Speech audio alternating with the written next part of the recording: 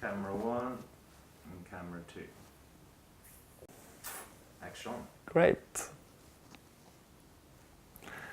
Why did you want the Swedish Riksbank to contemplate blockchain-based currency? I had a vision or a mission that I wanted everyone in Sweden to start using cryptocurrency. I found Bitcoin in 2011 and I thought this is a really, really good idea, which led me to start BTCX, which is the biggest Bitcoin exchange in Sweden. But I noticed that the rate of adoption of Bitcoin was very slow. I worked for several years and we had a couple of 100,000 of users in Sweden, which is still good, but I had a sense that to get the mainstream to use cryptocurrency, to have the same, let's say, empowerment as you get from Bitcoin, you need a more simple and more like mainstream currency. So that would be the Swedish krona in Sweden. So that was like the idea why I wanted to push an e-krona in Sweden with the Riksbank. And at the time, at least, what did you think in terms of if the adoption would be wider? Mm-hmm. How would that make life easier for folks? Yeah. So for the starters, you don't need the middleman to transact a transaction, because if you have cash, you don't have Klarna moving the paper bill from your hand to the shop owner. But when you have digital money, you always need someone to move the money for you. And with Bitcoin, that's no longer necessary. And the same with the e-krona. When you do a transaction, you don't need anyone to actually move the money for you. You do that yourself. The only thing you need is someone to issue the money. And in this case, it could actually be a bank, or it can, even better if it's the central bank. So that was the main idea, to have ordinary people to have full control over their money as they have with cash, but digital, more or less. Do you remember that day when you walked into the doors of the central bank? So I do, but it was not like I had the idea and then I went. This was a process that took many years. The first inspiration I got was from Iceland.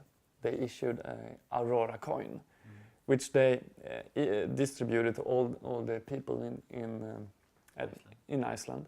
However, the government of Iceland did not welcome that and banned the currency. So that currency was peer-to-peer and mined just like Bitcoin.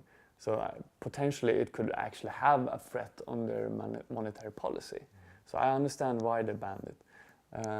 But with the e-krona, it's one-to-one to Swedish krona. So it would just follow the monetary policy of Sweden. It would not disrupt it. It will just make it easier. But that was back in 2013, and the day I walked into Riksbanken and had a meeting with them regarding this, that was 2016, I believe. So it was 3 years in between, which a lot of ideas and a lot of work about how to realize this. Did you talk to other partners or institutions in the meantime about this in order to kind of get them on board with the idea? Yeah, sure. I mean, in 2015, I started to work with e-krona more seriously. So I actually went out to several VCs and pitched the idea, and I got quite a lot of good response. Then I needed to do e-krona, you need to have an e-money license. So I started talking with banks to get one of the banks aboard. So basically I talked with all the major banks in the Nordics about this project. And also Nasdaq. And potentially creating it yourself. Yeah, but having an e-miner license requires quite a lot of money. So I needed to have some kind of funding, and the idea of having a bank with me would make the journey a lot more quicker and easier, because they also have millions of customers. So from day one, we would have the market. I mean, that's how they launched Swish. They made this system, and basically they got millions of customers from day one, or at least possible customers. So I talked with a lot of different players, and also during this time I was talking with Riksbanken, but only like one representative from the Riksbank. And he was also, I mean, this person, it was Björn Segendorf, he contacted me back in 2013, something like that, when they found Bitcoin. So they were out talking with Bitcoin companies just to see how big is this a threat to the Swedish monetary policy or not, which it's not, but so I had a good contact with him. So we were talking about this idea for several years, and actually when I felt the time was right, I went with one of the bigger banks in Sweden and talked with Riksbanken, and 2016. And this time, I mean, they were like a smaller committee that we pitched the idea with. So their team? Or was it just a Björn? Or was it no, Björn gathered a team at Riksbanken. So it was... When we talked to Björn, he said the main reason for the Riksbanken to do this would be vulnerability in society. So that in terms of what, since we don't use cash as much anymore, right, and the Swedish society usually use a lot of Visa card payments. Yeah. And Visa verifications are made in a few places around the world, apparently. Yeah. London, Brussels, St. Louis, something. Yeah. And if that connection is broken for some reason, the Swedish transaction system would be broken. threatened. Yeah. Yeah. And so we wouldn't be able to try to buy from one another as easily. Yeah. So that would be the main reason. What do you think of that? I mean, that's a really good reason. I mean, it happens now and then for everyone that the card payment system is down, and then people start using cash instead. I mean, cash is a backup that works day and night. And if cash is removed out of the equation, we need something that's equally safe, both for the consumer but also for the financial system. Yeah. And Swish is a good backup system, but it's owned by the bank, so it's not guaranteed. I mean, cash, anyone can use cash. You cannot be banned to use cash. So that's a security. With Swish, you're not guaranteed that you can use Swish. Yeah. And still there's millions of people that don't have Swish. So having, and this is this Riksbanken's job, how to say, to have a functioning system. So if they remove cash, they have to replace it with something else. And replacing it with digital cash is, I mean, it's mind-blowing. That would put Sweden many years before the rest of the world. I know that other places have been doing this. It is this eDinar and Venezuela is talking about it. And these countries, they are, at least Venezuela, I mean, their economy is crashing, so introducing a cryptocurrency on a crashing currency wouldn't help. But in Sweden, it would give us a really big edge.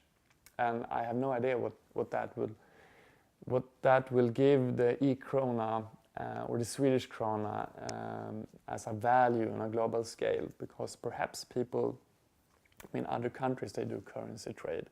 perhaps the Swedish krona would be traded more because it's a cryptocurrency. Perhaps the Swedish krona would be this stable coin, which is talked about a lot of in Asia and America.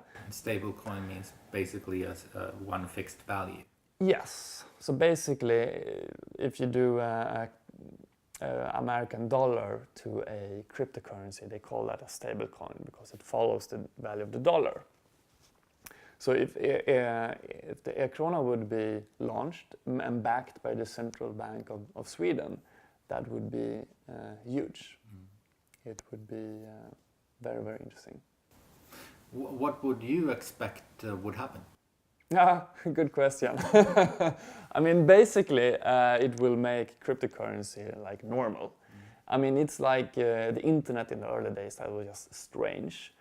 Email was like a weird thing, and suddenly everyone used internet. I don't know what really it was one event that changed it, but having a normal currency as a cryptocurrency would legitimize crypto, and that would make people more interested and more accepted.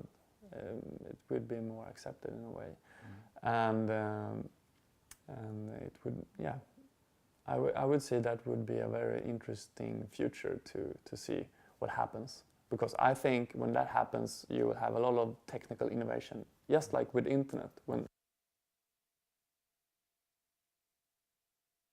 Camera 1, camera 2. So we were at more or less the meeting with them.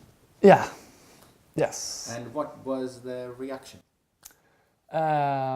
So I was there with one of the major banks, Swedish banks, and presented my vision of what a Swedish cryptocurrency would give to the society. And the bank envisioned their vision of the future.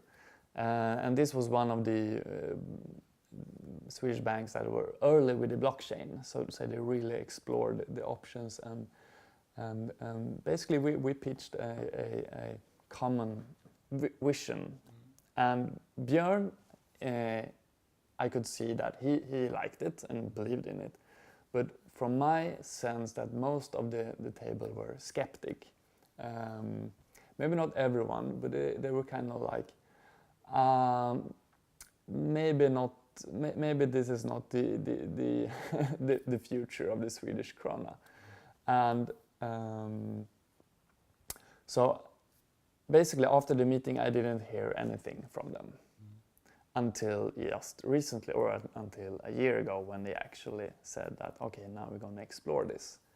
So my guess is that they took the idea and thought about it, and maybe the skeptical aspects of this person or these persons who didn't understand it or something like that had a chance to get on board and see the possibilities.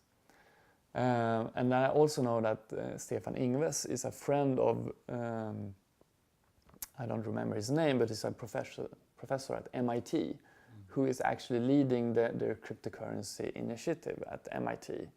So I also, and I connected the dots for them. So I also believe that maybe they talked with MIT and see what is this, and understand that it's not just Bitcoin and everything that stands for. Because Bitcoin also have a rumor of not being that visionary and good and healthy. It also have a rumor of being like dark markets and stuff like that. So and that's a reputation that it's need to work with to get it more accepted. Is that what made them skeptical first, you think? I think so. At least some of them, but that's when I talk with ordinary people who is not into Bitcoin, they're like, yeah, I mean, it's a strange thing for most people. They don't understand what it is or what it is, and they see this. I mean, media is pretty good of putting up good stories. So either Bad stories. and yeah, everything that takes the attention of people. So people just remember the headlines, but it's yeah, and it's just a process for many. So from a broad picture, how would you think it could affect the Swedish society if we got rid of these middlemen thing? Yeah. And the e-krona became kind of more a personal, actually a more personal relationship to the money in a way. Mm-hmm. Yeah. How could that affect our country positively? It's a good question. I mean, it's I'm thinking. I mean, first, when you get a real digital currency, actually, I don't. The money you have in your bank is not digital money. It's a credit that you have to your bank. So when you get real digital money, which e-krona would be, you can actually do business with anyone in the world. Imagine Swish, but it works in the entire world. That's basically where we would go. So as easy it is for you to send a message to anyone, that easy it will be to send money to anyone. And you can just take an example, like, okay, so I have a friend in Australia and now I want to send this person some money. It's usually quite cumbersome. I mean, you can't take your Visa card, you can't use Swish, you can't use your cash. I actually had a friend a few months ago who had some cash from India who wanted to send it back to the owner, and went to the bank, Forex, Western Union, and it was more or less impossible because the fee were more than the actual value of the money. And it ended up putting it in an envelope and posting it. So still, that is what people are doing. And with digital money, you just click and then it's sent. So I would expect that trade would go more global. It is global today, but the payments are not really. I mean, it's so facilitated behind the scenes, and now it would be like instant. Yeah, it's highly political in a way, in the sense that we have within the EU, for example, we have the 4 freedoms of capital and people and goods and something else. Yeah. And globalism up till now more or less has been freedom of capital and freedom of institutions, but not as much freedom for people, ordinary people, to become global in the same sense, and not least to engage in the global financial system, because it's more or less guarded by Wall Street and other high-influenced institutions. Yes. Is it from that perspective you think we should understand the potentiality of e-krona? Possibly, yes. I mean, it's really putting Sweden out there in the, I would say, in the most exciting technology advanced human has ever made.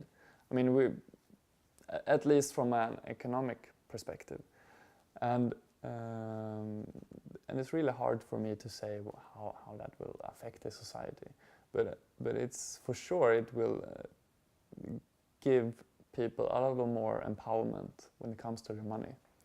And as I said before, Sweden has a stable economy, so that aspect will not be so important. But if you have a country that has banks that are not so good, or maybe there is some kind of problem with the bank, in those countries this will actually be quite important. And for us it will just be another really nice payment layer. I mean, when you pay for your bus, for your tea, or you get your salary, everything will be just in the same system, and it will be instant. So these bank days will disappear, and you don't need to top up your SL card, or actually you don't need to buy another card when you come to Gothenburg or on Malmö. It will be the same system. This payment system would be like a standard, a global standard for the entire world, more or less. One interesting question in that regard, you don't have to answer that obviously, but we can kind of be sensitive. But with the bank that you did speak to, yes, and that was a private bank. Yes.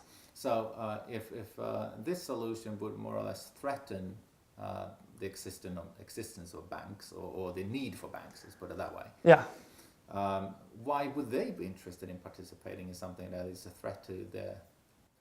So I think this bank understands the threat and they look 10 years ahead and say, okay, either we do nothing and the threat will just become bigger, or we actually do something with it and make sure that we're part of this journey. And I also think that if you go back a few hundred years, what did the actual bank do? They did two things. They stored your gold and gave you a credit for it, the gold, or a paper bill, or they manage loan, so you can loan money, other people's money.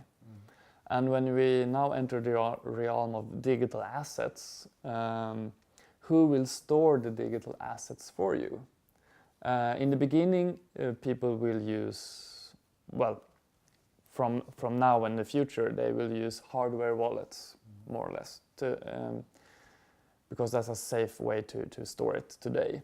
But if you have millions of dollars, would you entrust a small plastical device on your table to store that money? Maybe not. So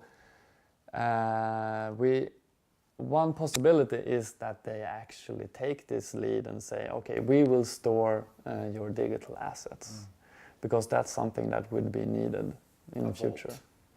A digital vault, yes. Good point. You mentioned Venezuela. Do you know of any other international projects or central banks that are considering the same thing?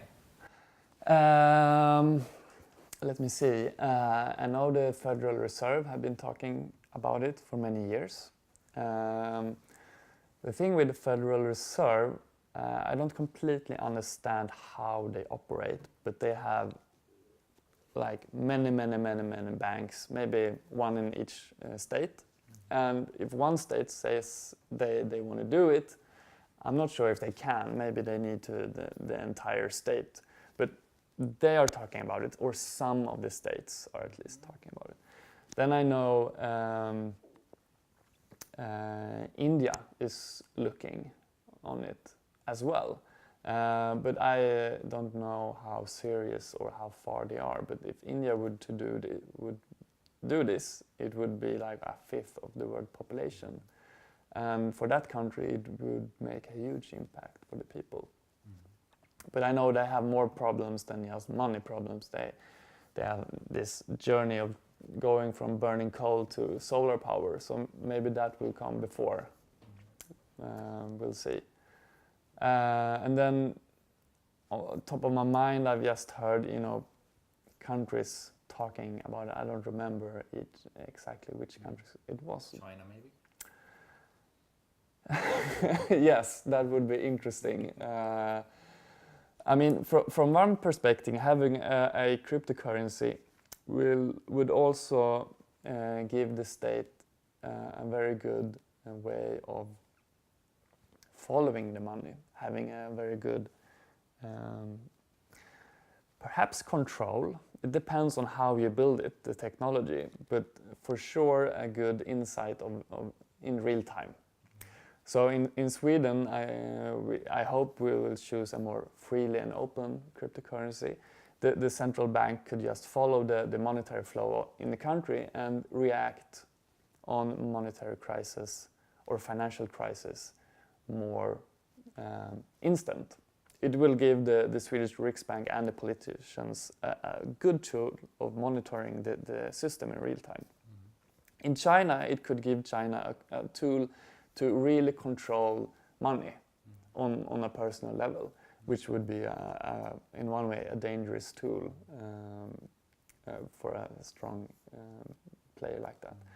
So, and from that perspective, I know that several dictatorship countries want to adopt cryptocurrency from the controlling perspective. But from my view, I hope Sweden could contribute with the freely cryptocurrency and make that a global standard. And to do that, I mean, if we are successful in Sweden, other countries will follow. Is there currently an ideal blockchain, you think, for the Riksbank to adopt? That's a good question. I mean, for sure, just copying Bitcoin would not be the ideal situation. I don't think Riksbanken will do a lot of mining and stuff. So I will honestly say I don't have an ideal idea how the technology will look. So that would be something that would be explored during a couple of years. But the thing is, it really doesn't matter, because you can take something that works good today, and when you have an even better system, you can just upgrade it or change or do a shift of tokens or whatever. So it doesn't need to be. I don't think that the system they will use that we have, I don't think we have that system today.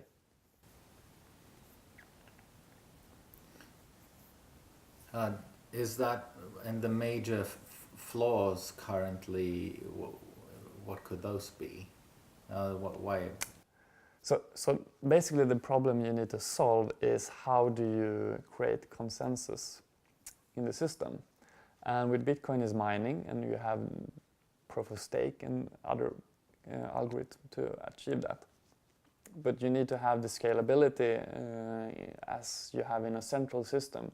So basically you need to do a mix between a centralized solution and a distributed solution.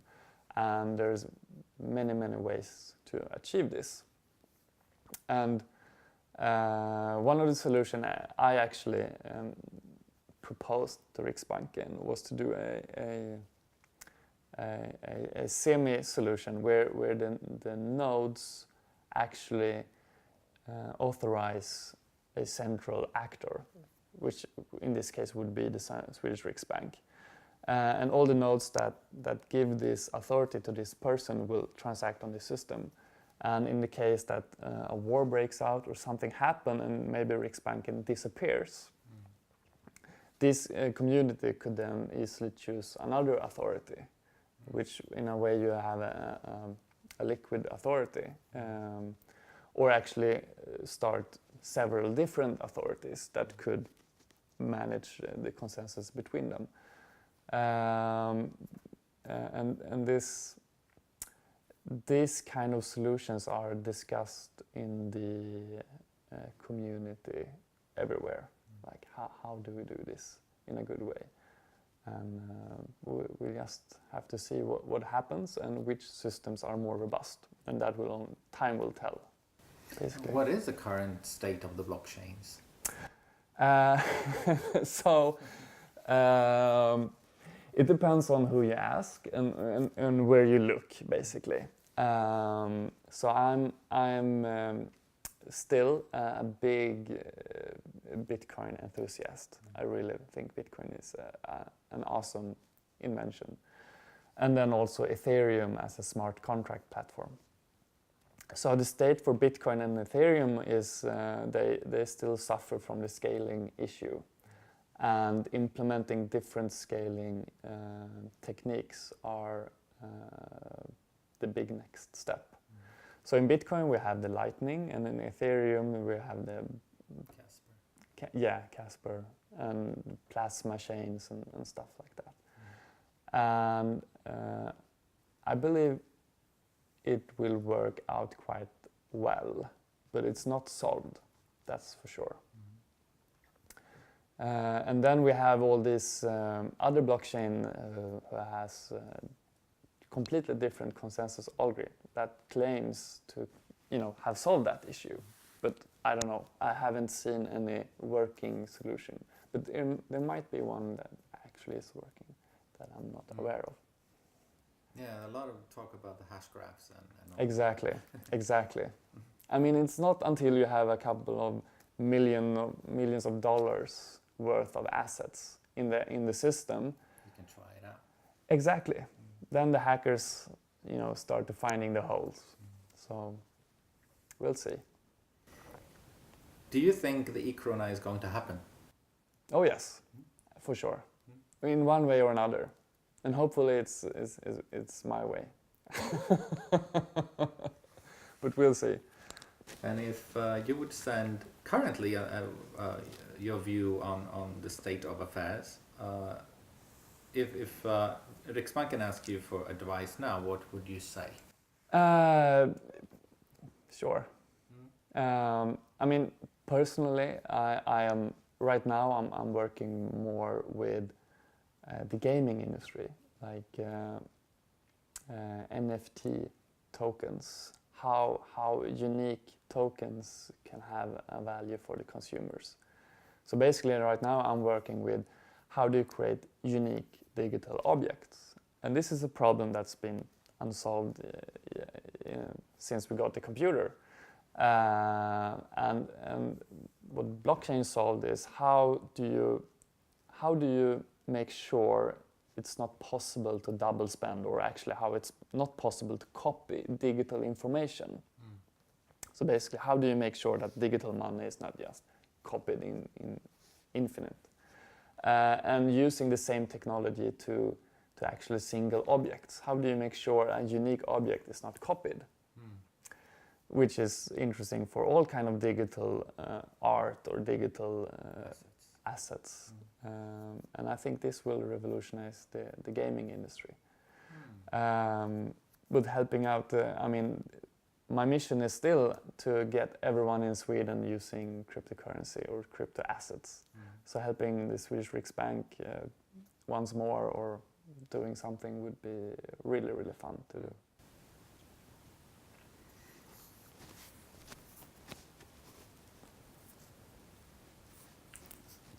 And how, basically last question, unless you want to add something, Rich, is how quickly will we see this happen? Quite slowly, unfortunately. The good thing and the bad thing with the Swedish Riksbank, it's very like, it's like going in an old library at a university. Things tend to be very academic, and academics are not known for their speed. But on the other hand, I'm quite sure they will do a good job. But I wouldn't say we have the e-krona within 5 years, something like that. It's not a bet. I don't know. Well, now it's 2018. For sure, we don't have anything to 2020, but we might see something popping up at beta stage around that time. But for the public, yeah, maybe 2023, 20, yeah. It's rather quick though. Yeah, 5 years, yeah. But I like when it goes You're fast. optimistic. Yeah, well, actually, when I do stuff, when I do projects, I would like to have, from idea to user, 9 months. That's what I want to work with. So 5 years is like Forever. big beard. Great. Adrian, do you have anything? No, I think you touched on the things that I was wanting to touch on. Is there anything you would like us to ask you, or maybe that we might have missed? I don't think so. Mm,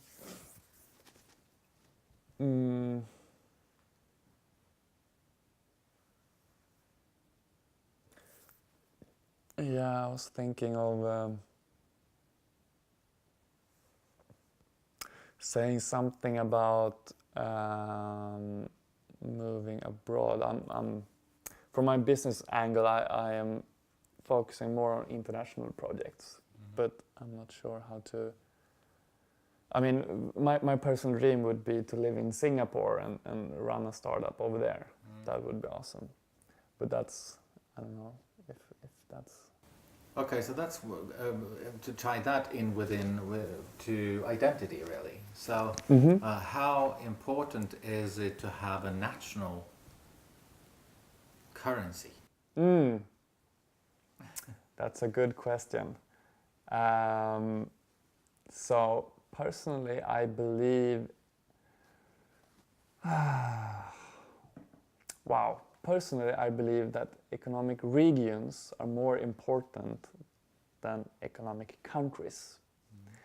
And as a region, Sweden is kind of small. So it would be more natural to have like Denmark, Sweden, Finland, Norway, and to make a one unified currency. Scandicoin. Scandicoin, exactly. Interesting. And as a global economic system, we already have that, which would be Bitcoin. We just add some scalability on it. But for smaller regions, it's quite important. I mean, that was, for me, it was, if you look at the Greece crisis, and if they had their own currency, they would have handled that much better. But now they were stuck with the euro, so they couldn't, change the value of their own currency. But I believe that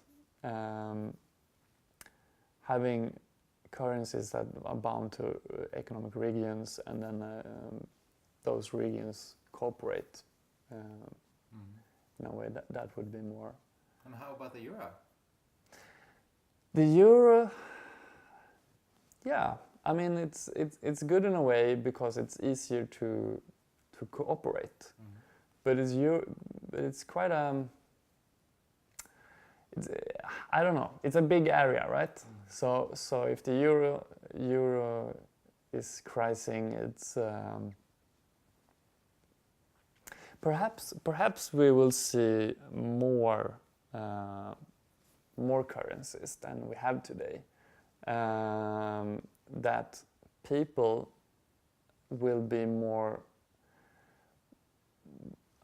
global or less bound to their national currency. So they can use euro, Swedish kroner, they can use Scandicoin. And at the time of the payment, it really doesn't matter because it will be exchanged to the currency that the business owner wants to accept. Yeah. So that's kind of interesting, isn't it, in regard to what we talked about before with why have your own token? Yes. And you could imagine why not go global and have one currency for everything. Yeah. That's one extreme. Yes. And the other extreme is kind of one token for buying a blanket, one token for driving your car. Yeah. Yeah, I'm quite sure we'll see one token per company in the future. And from that way, the token will disrupt the common stock, which is a 400-year-old invention, so it needs some disruption. Good point.